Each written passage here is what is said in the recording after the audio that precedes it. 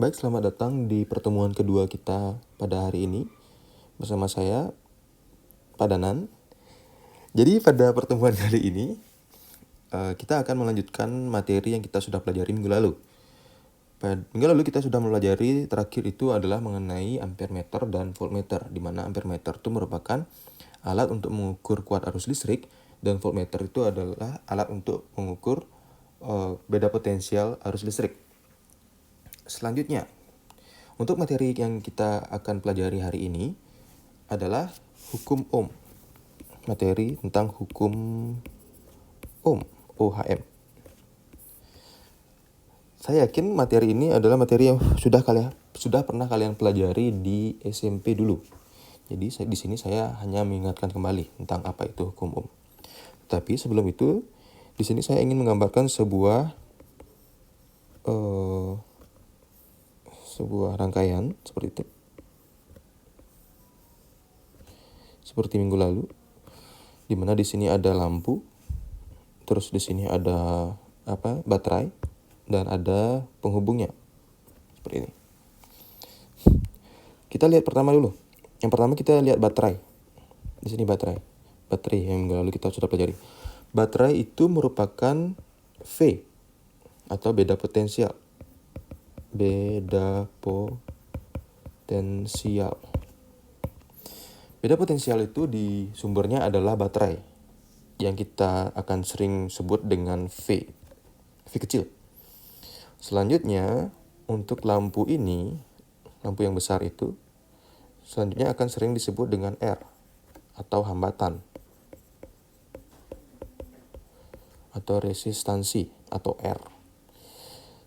Karena V atau baterai ini dia dihubungkan melalui garis atau dihubungkan melalui kabel, dia akan mengaliri arus listrik. Arus listrik yang kita sudah pelajari minggu lalu itu adalah I itu adalah arus listrik. I adalah arus listrik. Jadi kita sudah tahu tiga nih, R, I, dan V. R, I, dan V ini sangat berhubungan. Nah, hubungan inilah yang dibahas di hukum Ohm. Jadi hukum Ohm diperkasai oleh seorang penemu yang namanya George Simon Ohm. Ya, saya buat di sini namanya George Simon Ohm. Dia memperkasai hubungan antara ketiga ini, R, I, dan V ini. Jadi hubungannya adalah seperti ini. R atau hambatan sama dengan besarnya beda potensial dibagi dengan besarnya kuat arus listrik.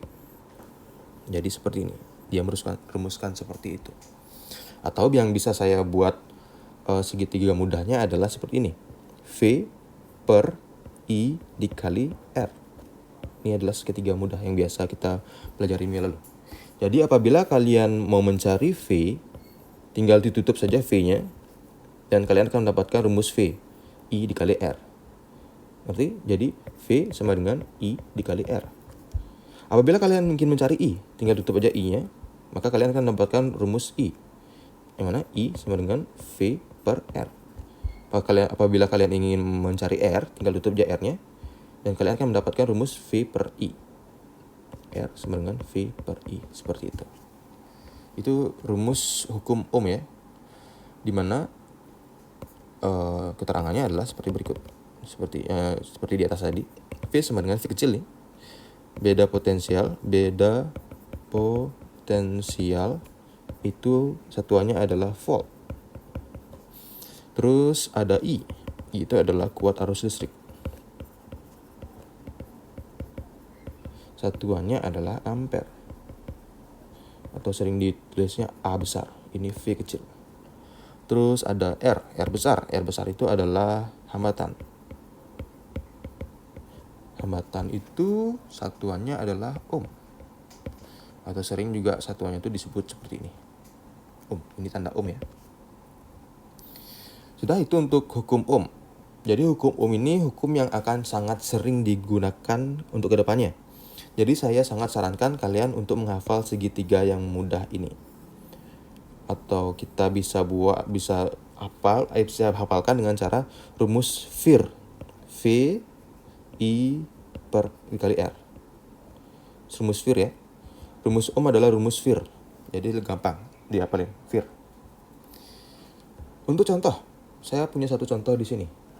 Jadi contohnya adalah seperti berikut. Saya bacain dulu soalnya. Jadi sebuah resistor R ya memiliki hambatan 6 ohm. Jadi diketahui sebuah resistor memiliki hambatan sebesar 6 ohm. R sebesar 6 ohm. Seperti itu. Dialiri arus listrik sebesar 7 ampere. Dialiri arus listrik sebesar 7 ampere. Ampere berarti dia kuat arus listrik, berarti I ya. 7 ampere. Habis itu selanjutnya adalah hitunglah tegangan yang timbul pada resistor tersebut. Jadi tegangan adalah beda potensial. Jadi beda potensial juga sering disebut dengan tegangan. Berarti yang ditanya adalah V kecil. Hitunglah tegangan yang timbul pada resistor tersebut. Jadi mudah saja ya. Untuk mencari V, kita lihat lagi ke segitiga yang di atas ini. Jadi kita tutup V-nya, berarti rumusnya adalah seperti ini. V sama dengan I dikali R. Langsung aja masukkan. V sama dengan I dikali dengan R. Iya. I-nya sudah dalam ampere, R-nya sudah dalam ohm. Jadi tinggal masukkan ke rumus saja. I-nya adalah 7 dan R-nya adalah 6. 7 dikali 6 sama dengan 42. Satuan dari tegangan adalah volt. Satuan dari tegangan adalah volt. Ya, sampai sini sudah selesai. Jadi itu salah satu contoh untuk penggunaan dari hukum Ohm. Jadi nanti silakan kedepannya digunakan hukum Ohm ini karena memang sering akan digunakan untuk hukum Ohm. Jadi sampai situ dulu untuk hukum Ohm. Selanjutnya kita akan lanjut ke yang namanya hambatan. Apabila ada pertanyaan nanti silakan ditulis di komentar di Google Classroom ya. Selanjutnya kita akan lanjut ke yang namanya hambatan. Hambatan, saya tulis di sini aja ya. Hambatan pada kawat berarus. Kawat berarus.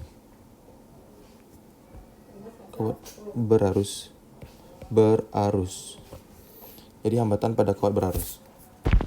Jadi sebenarnya kawat yang sering kita lihat itu, kawat ya, ternyata dia selain menghantarkan arus listrik, dia juga ternyata memiliki hambatan pada setiap titiknya.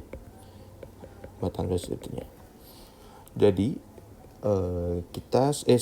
saya akan membuat contoh dari suatu kawat. Ini ya. Jadi sini saya punya 2 buah kawat nih. Kawat pertama dengan diameternya segitu, dan kawat kedua diameternya lebih besar. Seperti itu. Jadi antara kedua kawat ini yang memiliki hambatan lebih besar yang mana? Ini bisa dilihat, bisa kalian simbolkan juga pada saat kalian menyiram air dengan ledeng. Menyiram air dengan ledeng. Jadi ini kawatnya itu kita anggap ledengnya, atau kita anggap ya ledengnya. Terus yang ini juga ledengnya. Yang mana lebih besar? Yang lebih besar pasti yang bawah ya, lebih besar ya. Nah, hambatan yang dilalui oleh air tersebut lebih besar yang mana? Hambatan yang lebih besar pasti yang lebih kecil. Dengan pipa yang lebih kecil, kalau ledeng yang lebih kecil, hambatannya akan lebih besar. Dengan pipa atau ledeng yang lebih besar, hambatannya akan lebih kecil. Oke. Jadi bisa kita buat di sini, apabila luas penampangnya itu lebih kecil, maka hambatannya lebih besar. Apabila luas penampangnya lebih besar, hambatannya lebih kecil. Jadi hubungan antara luas penampang dan hambatan bisa kita buat seperti ini. R atau hambatan berbanding terbalik dengan A, dengan luas penampang. Jadi gini bentuknya. R berbanding terbalik dengan luas penampang. Oke, itu untuk yang pertama. Yang kedua, saya juga punya 2 buah selang nih. 2 buah selang. Yang pertama selangnya pendek nih. Yang kedua selangnya lumayan panjang. Dengan diameter yang sama. Ini anggap diameternya sama ya. Jadi ini panjangnya lebih pendek. Ini panjang pipa atau ledengnya itu lebih panjang. Kita bisa lihat di sini. Dari keduanya ini, yang mana memiliki hambatan lebih besar, yang mana memiliki hambatan lebih kecil. Jadi kita bisa lihat bahwa yang lebih panjang memiliki hambatan lebih besar pada pipa yang ukurannya sama. Karena dia terus mengalami hambatan di sini, hambatan. Daripada yang di sini yang lebih pendek. Kan gitu. Berarti di sini dengan panjang pipa yang lebih panjang, dia akan memiliki hambatan yang lebih besar. Untuk panjang pipa yang lebih pendek, dia memiliki hambatan yang lebih kecil. Jadi ini hubungannya sama ya. Apabila ini kecil, ini kecil juga. Ini besar, ini besar juga. Jadi dia berhubungan lurus. Berbanding lurus. Jadi besarnya R atau resistor atau besarnya hambatan itu berhubungan lurus dengan yang namanya panjang. Seperti itu. Nah, kembali lagi ke kawat ya. Kita omonginnya kawat sekarang. Kawat. Jadi yang berhubungan, hal-hal yang berhubungan dengan besarnya hambatan pada kawat berarus, yakni yang pertama ada besarnya ini A. Besarnya A itu adalah besarnya luas penampang. Terus panjangnya L. Panjang dari kawat tersebut.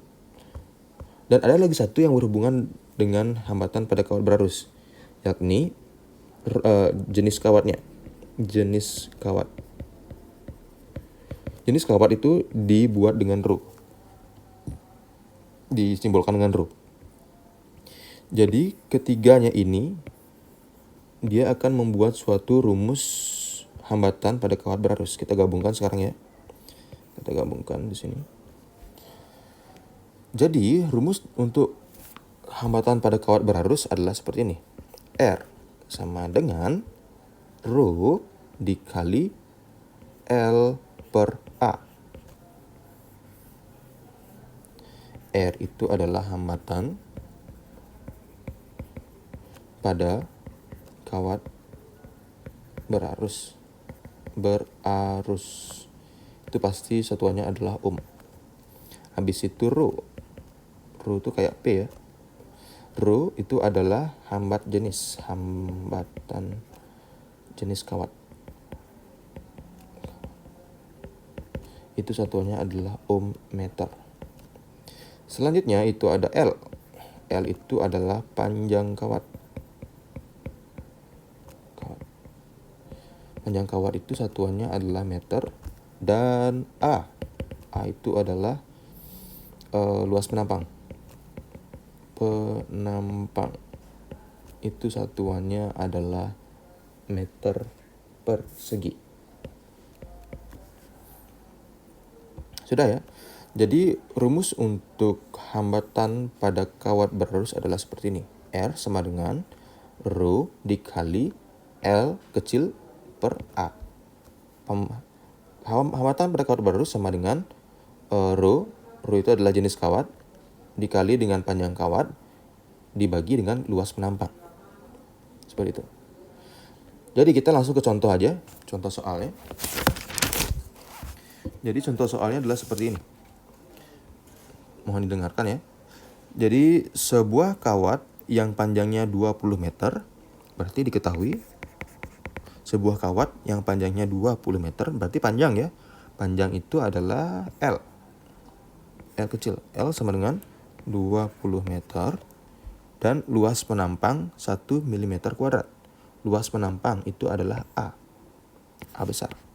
1 mm kuadrat. Habis itu memiliki nilai hambatan sebesar 4 ohm. Nilai hambatan berarti hambatan ini ya. R besar sama dengan 4 ohm. Sudah?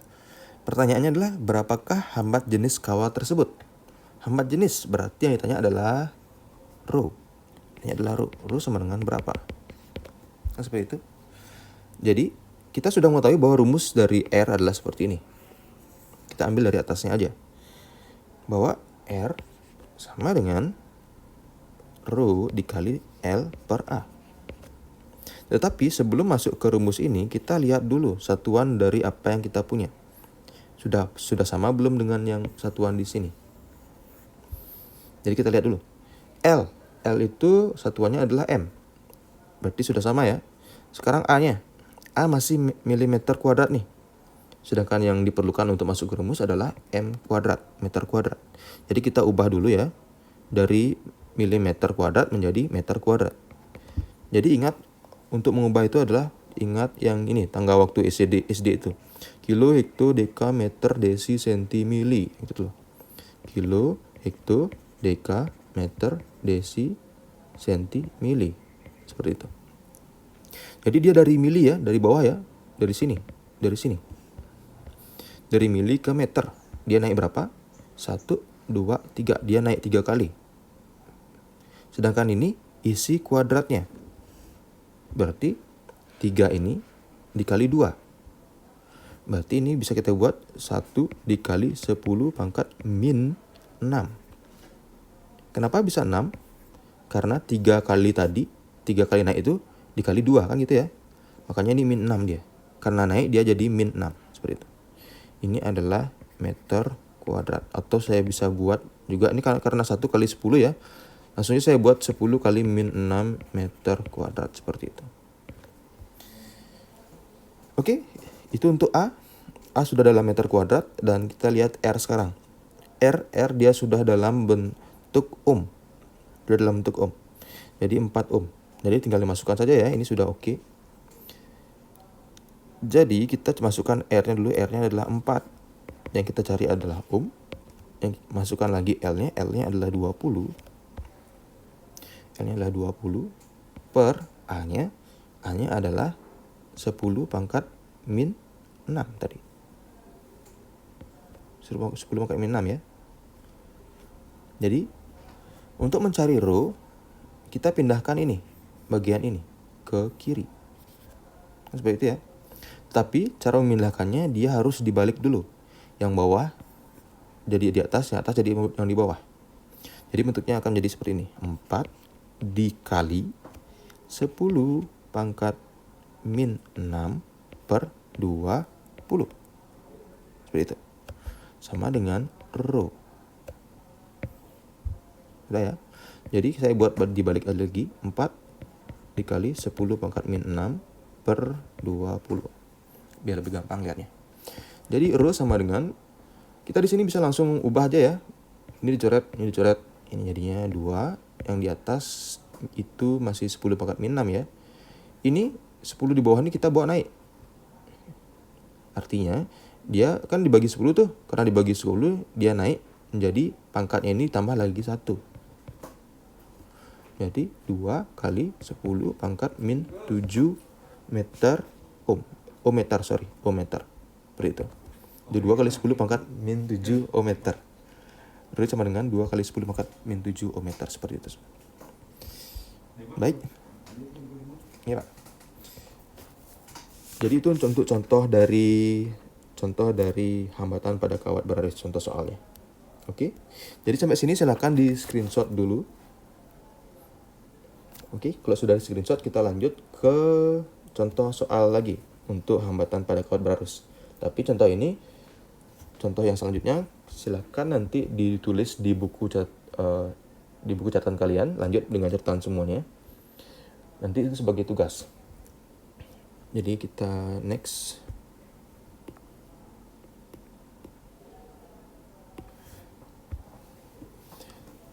Selanjutnya itu ada saya kasih tugas ya.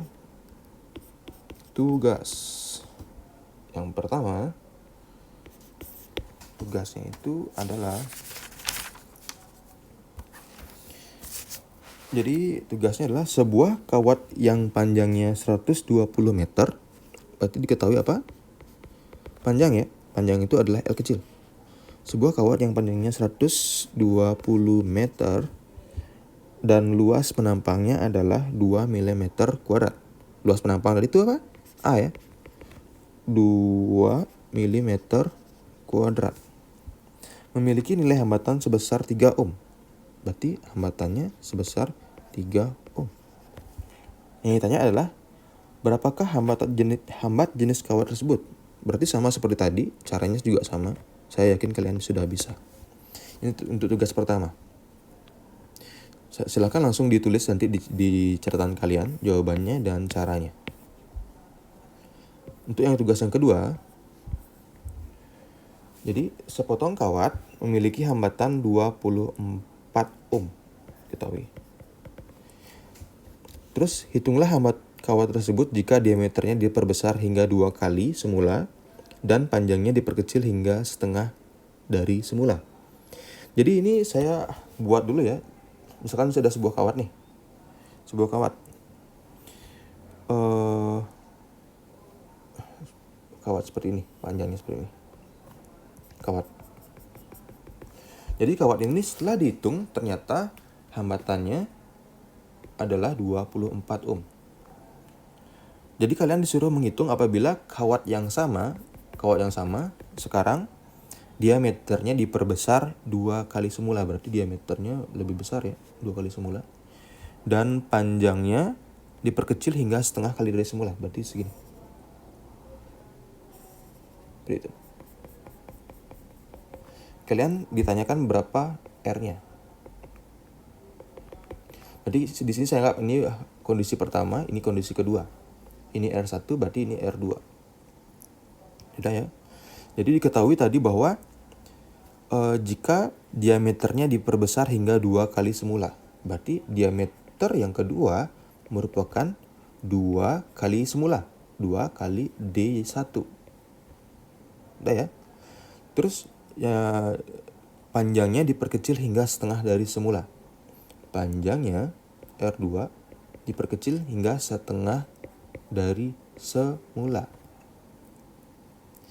Yang ditanya adalah berapakah besar R2-nya. Nah, ini lumayan nih. Jadi silakan nanti ditulis jawaban caranya juga di buku catatan kalian, melanjutkan catatan yang tadi. Oke. Jadi apabila ada pertanyaan untuk tugasnya, jadi silakan nanti komentar di Google Classroom. Sampai sini silakan di screenshot dulu. Semoga bisa pertanyaannya. Selanjutnya kita akan lanjut ke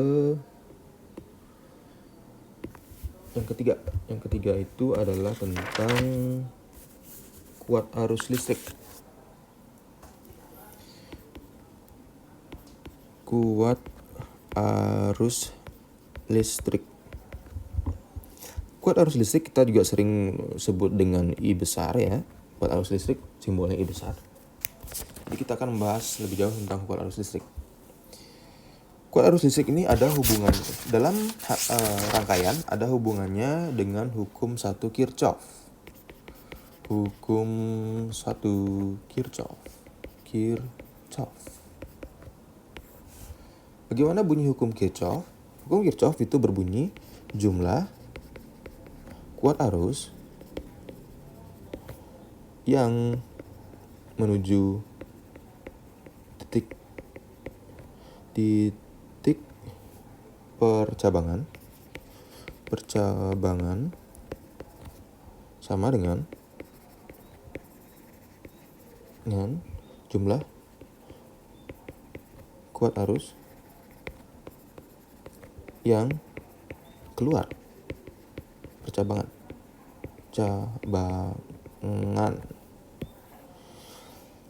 Jadi seperti ini. Dalam fisika dia dibuat seperti ini. Jumlah kuat arus yang masuk sama dengan jumlah kuat arus yang keluar. Seperti itu. Jadi apabila saya punya rangkaian seperti ini ya. Ini nih. Saya punya dua kabel nih. Ini ada persimpangan di sini. Terus dia keluar di sini. Arusnya masuk dari 2 buah kabel dan keluar dari 3 buah kabel seperti itu. Saya buat di sini adalah I1, di sini adalah I2, di sini I3, di sini I4 dan sini I5. Kembali seperti tadi, jadi di sini saya hanya mengetahui I1 sama dengan besarnya 3 ampere, I3 besarnya adalah 2 ampere, I4 di sini besarnya adalah 4 ampere, dan I5 besarnya adalah 3 ampere. Saya hanya mengetahui 1, 2, 3, 4. Yang ditanya adalah berapa besarnya I2. Ya, jadi gampang saja. Ini kita buat di sini 3 ampere, di sini adalah 2 ampere, di sini adalah 4 ampere, ini adalah 3 ampere. Jadi kembali lagi ke rumus yang tadi, yang sini. Jumlah kuat arus yang masuk sama dengan jumlah kuat arus yang keluar. Jadi kita lihat dulu yang keluar dari percabangan ini sudah klop ya, ada 3, ada 2, 4, dan 3. Kita total dulu, 2 tambah 4 tambah 3 sama dengan berapa? Sama dengan 10. Sama dengan ini sama dengan 9. 9. Berarti 9 ampere. Yang keluar adalah 9 ampere. Berarti yang masuk juga harus 9 ampere. Ngerti ya? Jadi ini baru kita ketahui adalah satu saja. Yang masuk baru 3 ampere. Berarti I2 yang masuk ini gampang aja, 9 dikurangi 3. Jadinya sudah pasti di sini adalah 6 ampere besarnya. Bisa dimengerti? Berarti I2 besarnya adalah 6 ampere. Selesai. Itu untuk hukum 1 Kirchhoff. Jumlah kuat arus yang masuk sama dengan jumlah kuat arus yang keluar. Sampai sini saya akan lanjut dengan contoh soal lagi untuk kalian. Jadi tadi kan ada 2 contoh soal ya. Sekarang yang nomor 3 nih. Saya langsung aja saya buat tugas ini. Ini saya punya suatu rangkaian nih. Rangkaian. Bentuknya seperti itu.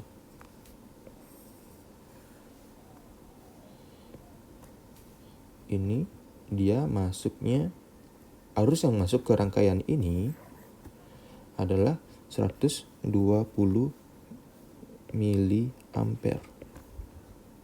Sudah? Di sini kita lihat ada percabangan nih. Percabangan. Berarti ada yang naik ke sini, ada yang lewat tengah, ada yang lewat bawah. Seperti itu ya. Dan ternyata yang ke atas tuh yang naik itu adalah 50 miliampere. Dan yang ke bawah adalah 30 miliampere.